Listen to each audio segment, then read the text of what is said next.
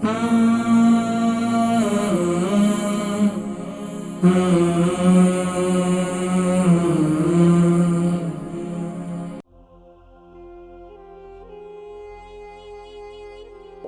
कानों की सफाई जरूर करवानी होगी। क्या हो सकता है कानों में पस आती है या कानों में से पीप आती है। अस्सलाम वालेकुम व रहमतुल्लाहि व बरकातहू। वालेकुम सलाम।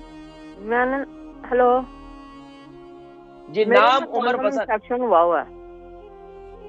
नाम क्या मेरा है? कानों में इन्फेक्शन। नाम क्या है आपका? मेरा नाम मिसेस अली। मिसेज अली। उम्र कितनी है? मैं किसी के लिए पूछ रही हूँ जी।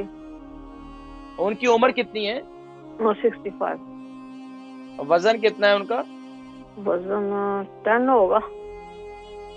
जी ठीक है। क्या तकलीफ है वो उनको? डॉक्टर कहते हैं सफाई करनी पड़ेगी, लेकिन वो कराना नहीं चाहती। तो इन्फेक्शन के लिए कोई आप कुछ बता सकते हैं?